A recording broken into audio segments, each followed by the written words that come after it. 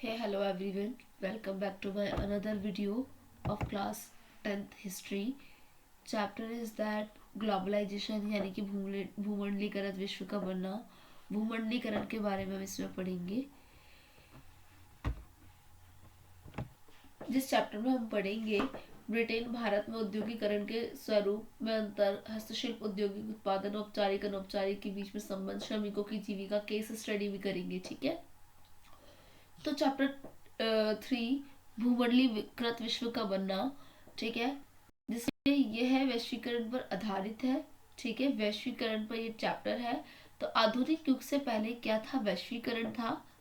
वैश्वीकरण क्या है? वैश्वीकरण एक आर्थिक प्रणाली है जो व्यक्तियों को सामानों और नौकरियों का एक देश से दूसरे देश तक स्थानांतरण को वैश्वीकरण कहते हैं। आर्थिक प्रणाली है, व्यक्तियों के समान जो है नौकरियां हैं जो इधर से उधर एक देश से दूसरे देश पर करते हैं हम लोग नौकरी, एक देश से दूसरे देश में व्यापार करते हैं हम लोग, तो उसे क्या बोलते हैं? वैश्वीकरण। वैश्विक दुनिया के निर्माण को समझने के लिए हमें व्यापार के इतिहास, प्रवासन और लोगों को काम की तलाश और राजधानियों की आवाजाही को समझना होगा, जिसमें भूमंडलीकरण दुनिया भर में आर्थिक, सांस्कृतिक, राजनीतिक, धार्मिक और सामाजिक प्रणालियों का एकीकरण है। इसका मतलब यह है कि वस्तु और सेवाओं और पूंजी, श्रम, व्यापार दुनिया भर में किया जाता है, देशों के बीच सूचना। तो बेसिकली मैं कहूंगी भूमंडलीकरण का मतलब होता है बेटा बहुत सारे देशों का आपसे मिलना, व्यापार करना और एक संबंध स्थापित करना। प्राचीन काल की बात करते हैं। यात्री, व्यापारी, पुजारी, तीर्थ यात्री ने जान, अवसर, आध्यात्मिक पूर्ति के लिए उत्पीड़न से बचने के लिए विशाल दूरी तय करते थे और वह अपने साथ सामान, पैसा, मूल्य, कौशल, विचार, आविष्कार, यहाँ तक कि रोगाणु और बीमारियां भी लेके गए हैं। ठीक है, 3000 ईसा पूर्व में एक सक्रिय तटीय व्यापार में सिंधु घाटी सभ्यताओं को वर्तमान पश्चिम एशिया के साथ में जोड़ा जाता है। रेशम मार्ग में चीन को पश्चिम से जोड़ा जाता है। भोजन में अमेरिका को यूरोप और एशिया की यात्रा से नूडल्स जो थे वो चीन से इटली की यात्रा करते हुए स्पैगेटी बन गया। पता है तुम्हें? नूडल्स जो है ना, चीन से नूडल्स थे और इटली तक जाते जाते उस नूडल्स को क्या कहा गया? स्पैगेटी कहा जाने लगा। और यूरोपीय विजेता अमेरिका ने चेचक के रोगाणु ले गए। एक बार प्रस्तुत किए जाने के बाद महाद्वीप में गहरा फैल गया था चेचक जो था। अब पढ़ते हैं रेशम मार्ग किस प्रकार से वैश्वीकरण का एक बहुत बड़ा उदाहरण भी है। सिल्क रूट, रेशम मार्ग जिसे कहा जाता है, एक ऐतिहासिक व्यापार मार्ग था जो कि दूसरी शताब्दी ईसा पूर्व से 14वीं शताब्दी ईसा पूर्व तक यह चीन, भारत, फारस, अरब, ग्रीस, इटली को पीछे छोड़ते हुए एशिया के भूमध्य सागरीय तक फैला हुआ है। और इस दौरान रेशम व्यापार के कारण सिल्क रूट करार दिया गया है, क्योंकि इस वाले रास्ते से सिल्क का काम होता था। सिल्क समझते हो ना, रेशम का, तो इसीलिए इसका नाम रख दिया रेशम मार्ग, सिल्क रूट कहा गया।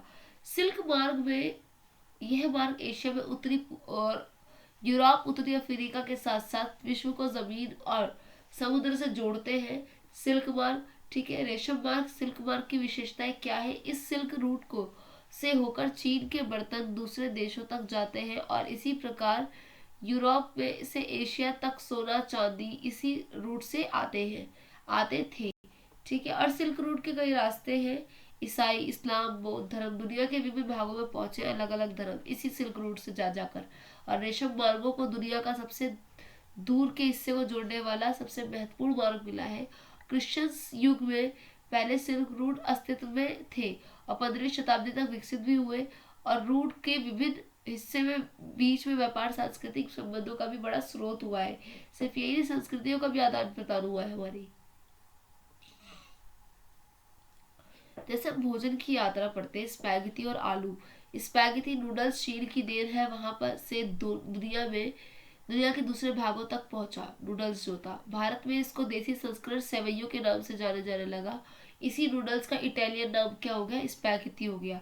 आज के कई आम खाद्य पदार्थ जैसे आलू मिर्च, टमाटर, मक्का, सोया, मूंगफली, शकरकंद यूरोप में तब आए जब क्रिस्टोफर कोलंबस ने गलती से अमेरिका महाद्वीप की खोज कर ली। किसने करी अमेरिका की बेटा? Christopher Columbus. किसने करी? कोलंबस ने। किसने करी? कोलंबस ने। याद रखना, इसने अमेरिका की खोज की है। आलू के आने से यूरोप के लोगों की जिंदगी में भारी बदलाव आए। आलू के आने के बाद यूरोप के लोग इसी तरह स्थिति में आ पाए कि बेहतर खाना खा सके और इस यदि अधिक दिन तक जी सके। आयरलैंड ने किसान आलू पर इतने निर्भर हो चुके थे कि 1840 दशक में किसी बीमारी से आलू की फसल तबाह हो गई तो कई लोग भूख से मर गए कि बस आलू उगाना है, बस आलू उगाना है। और उस अकाल को आयरिस अकाल के नाम से भी जाना जाता है। ये क्वेश्चन भी आ सकता है 1 नंबर में, आयरिस अकाल। ठीक है, आगे बढ़ते हैं अब हम। विजय, बीमारी और व्यापार। अमेरिका की खोज तथा बहुमूल्य धातुएं मिलाना। 16वीं सदी में यूरोप नविका में ने एशिया और अमेरिका के देशों के बीच समुद्री मार्ग खोज लिया था, और एक नए समुद्री मार्ग की खोज ने सिर्फ व्यापार को फैलाने में मदद नहीं की बल्कि विश्व के अन्य भागों में यूरोप की फतह की नींव भी रखी। और अमेरिका के पास का आकूल भंडार था। इस महाद्वीप में अनाज भी प्रचुर मात्रा में था। अमेरिका ने अनाज और खनिजों ने दुनिया के अन्य भागों के लोगों का जीवन पूरी तरह से बदल दिया। अब क्या हुआ, विजेताओं द्वारा चेचक के कीटाणुओं का प्रयोग किया गया विजय के लिए, और 16वीं सदी के मध्य तक पुर्तगाल, स्पेन, अमेरिकी उपनिवेशों की अहम शुरुआत हो चुकी थी। लेकिन यूरोपियन की यह जीत किसी हथियार के कारण नहीं बल्कि एक बीमारी के कारण संभव हो पाई थी। और यूरोप के लोगों पर चेचक का आक्रमण पहले ही हो चुका था, इसलिए उन्होंने इस बीमारी के खिलाफ प्रतिरोधक क्षमता विकसित कर ली थी। तो भाई, जो विजेताओं द्वारा चेचक के कीटाणुओं का प्रयोग किया गया था उसमें हुआ ये था कि 16वीं सदी के बीच तक ना पुर्तगाल और स्पेन में अमेरिका उपनिवेश की शुरुआत हो चुकी थी। अमेरिका जो उपनिवेश थी उसकी शुरुआत हो चुकी थी। पर यूरोप की ये जीत जो थी हथियार के कारण नहीं थी बल्कि बीमारी के कारण संभव हुई थी, क्योंकि पहले उन्होंने बीमारी देख ली, और जब बीमारी आ जाती है तो वो अपना इम्यूनिटी सिस्टम कि वो बीमारी दोबारा से अटैक ना कर पाए, इसलिए यूरोप में चेचक बीमारी कम आई। लेकिन अमेरिका तब तक दुनिया के अन्य भागों से अलग था, इसलिए अमेरिकियों के शरीर में इस बीमारी के लड़ने की प्रतिरोधक क्षमता नहीं थी। जब यूरोप के लोग वहां पहुंचे तो उन्होंने 7 चेचक के जीवाणु भी ले गए, और इसका परिणाम यह हुआ कि चेचक ने अमेरिका के कुछ भागों को पूरी तरह साफ कर दिया। साफ समझते हो, बहुत लोगों की मौत हुई। इस तरह यूरोपियन आसानी से अमेरिका पर जीत हासिल कर पाए और पुर्तगाली वगैरह ने इसको उपनिवेश बना दिया था। यूरोप में क्या समस्या है, धर्म के खिलाफ बोलने वाले लोगों को सजा के डर का अमेरिकी भाग गए थे। उन्होंने अमेरिका से मिलने वाले अवसरों से भरपूर इस्तेमाल की, और 18वीं सदी तक भारत और चीन जो थे, क्या था इसमें, क्या बदलाव आए।